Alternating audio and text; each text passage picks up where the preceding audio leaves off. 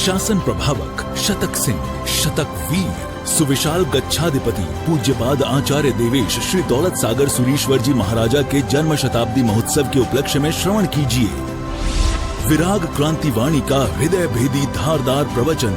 जिन शासन जिंदाबाद। क्रांतिकारी प्रवचनकार श्री शत्रुंजय महातीर्थ सेवक, कत्ल खानों के जाहिर विरोधक, लाखों पशुओं के रक्षक, मिशन हिंसा मुक्त पालिताना के मार्गदर्शक, श्वेतांबर मूर्ति पूजक तपोगच्छीय सुविशाल सागर समुदाय के गौरव, पूज्य पन्यास प्रवर श्री विराग सागर जी महाराज। जय गिरिराज, जय आदिनाथ, जय गुरुदेव। कल प्रवचन में हमने फिजिकल चेंज और केमिकल चेंज क्या होता है और इस बात के ऊपर हमने चर्चा विचारणा की थी कि एक पानी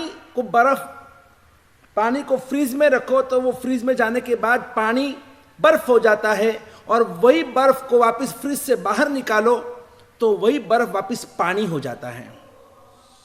यह है फिजिकल चेंज, थोड़े समय के लिए परिवर्तन, जिसको हम टेम्पररी चेंज कहते हैं।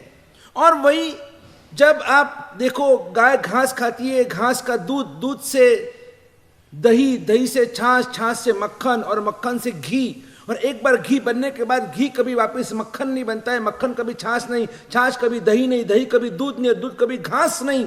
तो ये जो केमिकल चेंज है, एक बार जो परिवर्तन हुआ सो हुआ, और आज हम इसी परिवर्तन के लिए आगे बढ़ना चाहते हैं कि हमने आज तक जो भी हमने धर्म आराधना की, साधना की, तब जब जो भी कुछ किया, यही एक भावना के साथ कि मेरा स्वभाव चेंज हो जाए, मेरे विचार चेंज हो जाए, मेरा आचार परिवर्तित हो जाए, मैं जहाँ था पहले में जैसा था उसमें और आज में मेरे में बदलाव आना जरूरी है।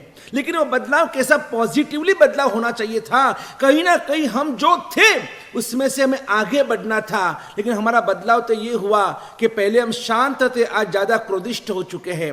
पहले हम निर्लोभी थे, आज हम लोभी बन चुके हैं।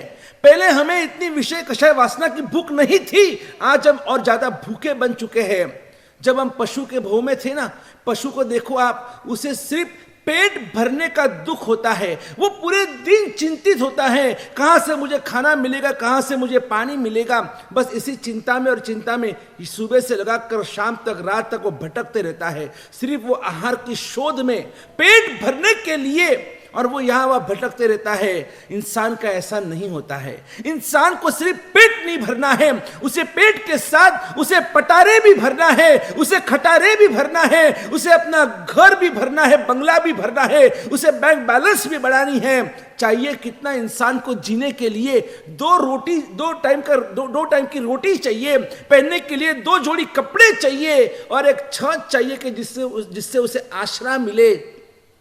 इससे ज्यादा कोई आवश्यकता नहीं होती है। चाहे फिर आप कितने भी बड़े बंगले में क्यों न रहते हो, आखिर इंसान को सिर्फ और सिर्फ 6 फुट की जमीन ही उसकी होती है, और उस 6 फुट में उसको अपना अंतिम जो भी एक मृत्यु के बाद वही जमीन पे उसमें अंदर दबना होता है, या समा जाना होता है, या वही उसमें जलना होता है।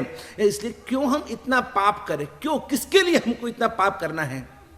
आपको पता है, हम बचपन से कहते आए हैं, जब से हमने नवकार हमने सुना और नवकार हमने पढ़ा, नवकार हमने कंठस्थ किया, तब से हम प्रतिदिन कितनी बार, आज तक तो लाखों बार हम बोल चुके हैं, सव्व पावप पनासनो, सव्व पावप पनासनो, कि मेरे सभी पापों का नाश हो।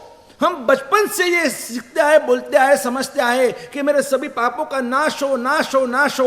और ऐसे 18 प्रकार के जो पापस्थानक बताए गए हैं, पहले प्राणाति पात, बीजे मृषा वात्रिय अदत तदान, चौथे मैथुन, पांचवें परिग्रह, छठे क्रोध, मान, माया, लोभ, राग, द्वेष, कलह, अभ्यकरण, पैशून्य, रति, पर परिवार, माया, मुषावाद, मिथ्यात्व, शल्य, ये जो 18 प्रकार के जो पापस्थानक बताए गए हैं, इन सभी पापों से हमें अपने आप को बचाना जरूरी है अगर हमें सुखी बनना है। तो एक तरफ हम आकांक्षा रखते हैं कि मुझे सुखी बनना है, मुझे सुख चाहिए, और दूसरी तरफ देखो हमारा वो व्यवहार ही नहीं है।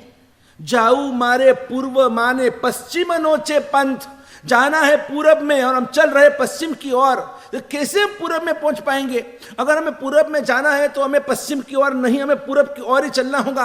अगर हमें सुखी बनना है तो हमें सुख का मार्ग ढूंढना होगा। हम करते तो पाप है और हम चाहते तो सुख है। कैसे ये कॉन्ट्रास्ट नहीं हो सकता है कि अगर इतना पाप कर रहे हैं और फिर आप बोले कि मुझे सुखी बनना है, इम्पॉसिबल है।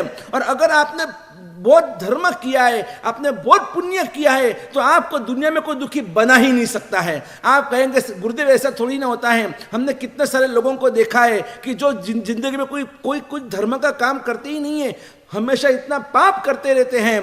पूरे दिन देखो, आज उनकी पूरी जिंदगी पाप में डूबी हुई है। और ऐसी स्थिति में भी आज वो लोग बहुत अमीर है, वो पैसे वाले हैं, उनका नाम है। जो लोग इतना गलत करते हैं, जो अनीति करते हैं, प्रपंच करते हैं, जो झूठे हैं, और ऐसे लोग आज दुनिया में बहुत लाखों की संख्या में हम देख रहे, वो सब सुखी है। और जो नीति से चलता है, जिसके जीवन में धर्म है, धर्म की आराधना है, देव गुरु के प्रति समर्पण है, और पुण्य श्रावक की तरह खाने के भी उनके फापे है, तो इस हालत में हम क्या समझे कि धर्म से आप बोलते सुख मिलता है और पाप से दुख मिलता है। तो हमने तो ये देखा है कि पापी होते हुए भी वो सुखी है और वो धर्मी होते हुए भी वो दुखी है। तो फिर ये क्यों, कैसे हुआ ये? हाँ, इसका जवाब है कि पूर्व भव में उस आत्मा ने कोई ना कोई अच्छा काम किया होगा और इसीलिए उसको ये अच्छा शरीर मिला, मनुष्य का अवतार मिला, उसे धन दौलत रूप सब कुछ मिला। लेकिन इस भव के अंदर वो जो कुछ गलत कर रहा है, इसका फल भी उसे अवश्य मिलेगा। गए जन्म में जो धर्मी, आज जो धर्मी है, गए जन्म में हो सकता है कि वो उसने कोई ना कोई गलत काम किए होंगे, गलत सोचा होगा, इसलिए शायद उसे आज जो सुख और सुख के साधन है वो उसे प्राप्त नहीं हुए हैं। लेकिन आज जो धर्म जो कर रहे हैं, उसे उसका फल पुण्य और पुण्य का फल सुख अवश्य मिलेगा, अवश्य मिलेगा। आज नहीं तो कल। पुण्य और पाप ये दोनों के लिए यहाँ पर देखो, भगवान के घर में देर है, अंधेर कभी नहीं। ये बात समझ के रखना। ये जो पुण्य पाप, ये जो पूरा पुण्य पाप का जो पूरा फॉर्मूला है ना, इसके एक बार आप समझ गए ना, तो आपके जितने भी क्वेश्चन है, सबके जवाब आपको स्वयं को मिल जाएंगे। आज अगर हमने जो भी धर्म किया है, वो धर्म का फल भी कभी नहीं जाता है। और आज हमने जो पाप किया है, उस पाप का फल भी कभी नहीं जाता है। पाप किया है तो भुगतना पड़ेगा, धर्म किया है तो भी उसका अच्छा फल भी आपको भुगतना पड़ेगा। यानी आप जैसे बोएंगे वैसे फसल उगेगी। अगर आपने कांटे बोए, फिर आप कहेंगे कि मुझे आम चाहिए, आम कहाँ से मिलेगा? और अगर आपने आम बोए तो आपको आम ही मिलेगा, कांटे आपको कभी मिल ही नहीं सकते हैं। सीधा फॉर्मूला है, ये सीधी सीधी बात है कि आपने जो सोचा, जो आप बोले, जो आपने किया, मन वचन काया। मन से हम सोचते हैं, वचन से हम, वाणी से हम बोलते हैं, काया से हम प्रवृत्ति करते हैं। तो ये मन वचन और काया जो होती है, ये तीनों में अगर आपने अच्छे विचार किए, आपकी वाणी भी एकदम सही है, आप मीठा बोलते हैं, आप सत्य वचन बोलते हैं, और काया से भी आप सत्प्रवृत्ति कर रहे हैं, तो इन तीनों का फल आपको एकदम पुण्य, और पुण्य का फल है सुख। सीधी बात है। और अगर मन से आपने अशुभ सोचा है, वाणी से आपने दुर्भाषण किया है, और काया से आपने दुराचार का सेवन किया है, तो ये मन वचन काया अगर अशुभ में अंदर चली गई है, तो उसका फल भी अशुभ मिलेगा, और अशुभ का फल ही है दुख। और शुभ प्रवृत्ति, शुभ वचन, शुभ विचार, इन तीनों का फल है सुख।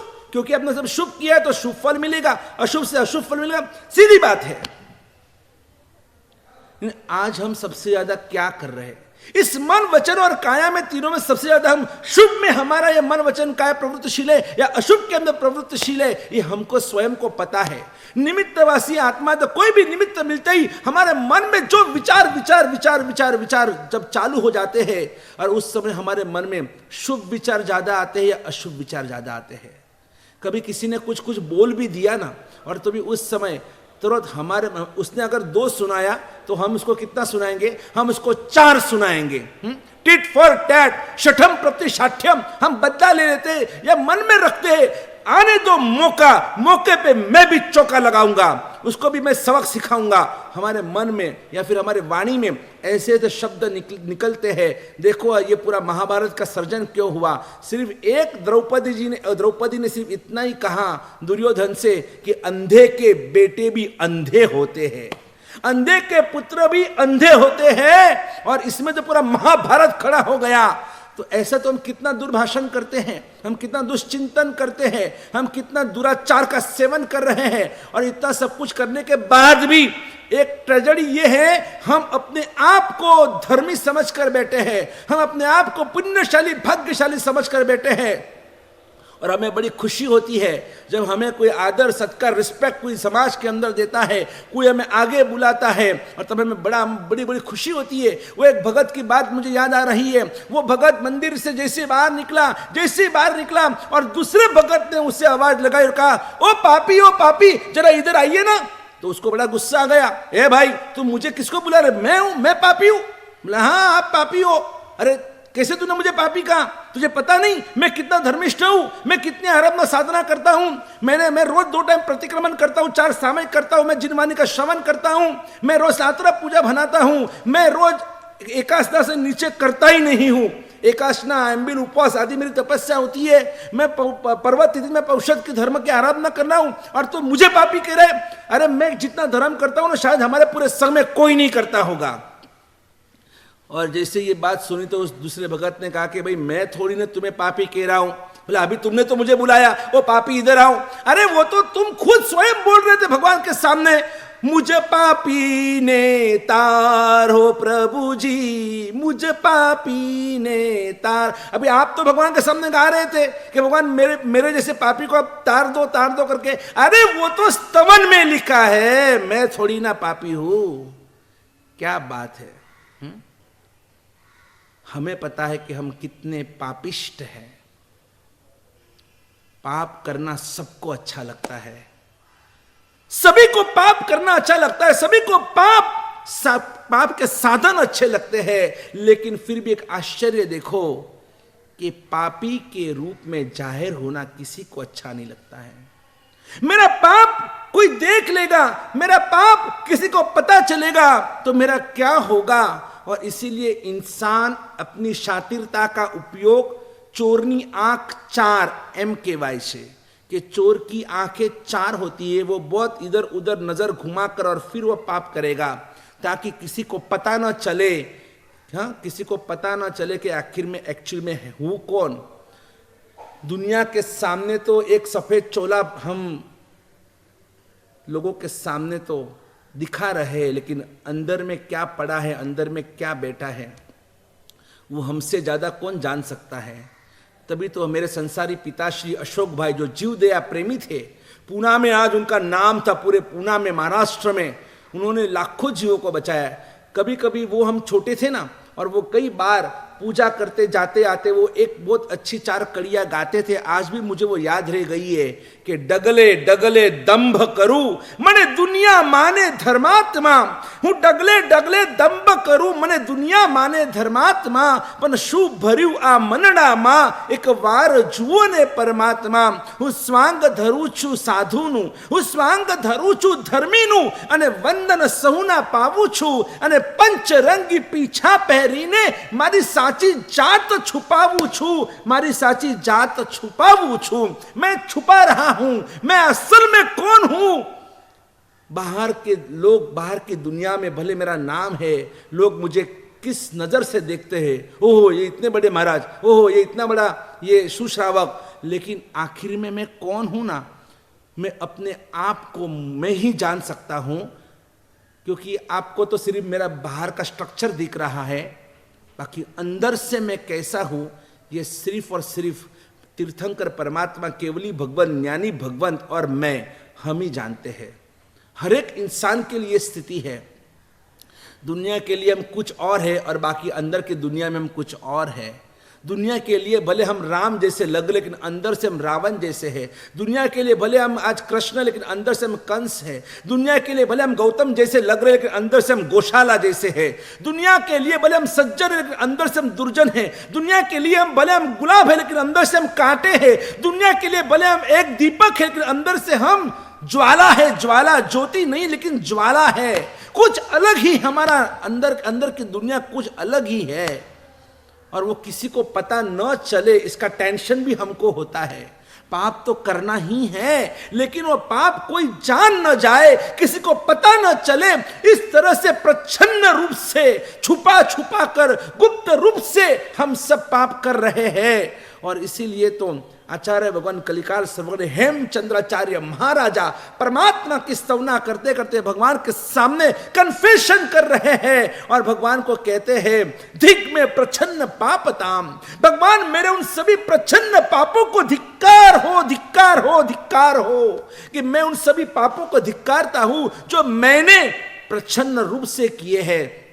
मैंने वो सभी पाप प्रत्यक्ष रूप से किए हैं। मैंने वो पाप दिन में किए, दोपहर में किए, शाम को किए, रात में किए। मैंने वो पाप मैंने अकेले में किए, अकेले ने किए, हमने ग्रुप में साथ में मिलकर किए। मैंने वो सभी पाप मैंने जानबूझकर भी किए और अनजान में भी मैंने किए हैं। मैंने वो सभी पाप, मैंने छोटे पाप भी किए और बड़े बड़े पाप भी मैंने किए हैं। 12 व्रत संबंधी, 5 महाव्रत संबंधी, मैंने हर प्रकार के पापों का सेवन किया है। और इसीलिए भगवान मैं आपसे विनंती करता हूं, मुझे इन पापों से बचाओ, कि मैंने इतने इतने अगणित और अनंत पाप किए हैं। मुझे इन पापों से मेरे आत्मा को बचाना है। सच में मुझे परिवर्तन चाहिए, लेकिन मैं अकेला ये परिवर्तन नहीं ला सकता हूं, क्योंकि मुझे वो आकर्षण है, इंद्रियों के सुखों का आकर्षण है, मुझे पुद्गल के सुखों का आकर्षण है। और इसीलिए उन सुखों को पाने के लिए मैं बार बार, मेरा मन खींचता है पाप की ओर। मैं धर्म तो करता हूं, लेकिन मेरा धर्म तो बिंदु जितना है, लेकिन पाप सिंधु जितना है। और सिंधु जितना पाप करते हैं, समुंदर जितना पाप करते हैं, और हम आशा और हमारा पुण्य और हमारा धर्म जब बिंदु जितना है, और आशा क्या रखते हैं हम लोग, कि नहीं मुझे जल्द से जल्द मुझे केवल्यान हो जाए, मैं जल्द से जल्द मैं भगवान बन जाऊं। एक तरफ देखो, भगवान के मंदिर में जाकर हम भगवान को भी हम है ना फंसा रहे हैं, कहीं ना कहीं भगवान को भी फंसा रहे हैं। भगवान के मंदिर में जाकर कहते हैं, प्रभु तारू गीत मारे गावू छे, पछी ચોપાટી ફરવા જાવું છે, અને રાત્રે ભેળપૂરી ખાવી છે, થિયેટરમાં પિક્ચર જોવા જાવું છે, દુનિયાના ઢગલાબંધ પાપ મારે કરવા છે, प्रभु तारा जेवू मारे थावू छे। क्या बात है, क्या बात है। भगवान के जैसे बनना है और हमें पाप तो छोड़ना नहीं है। नहीं, इन पापों को छोड़ना जरूरी है। और इसीलिए पापों को, इन पापों से कैसे मुक्त हो सकते हैं, कैसे हमारे में फिजिकली केमिकल चेंज आ सकता है, सुनते हैं आगे के प्रवचन में। जय गिरिराज, जय आदिनाथ, जय गुरुदेव।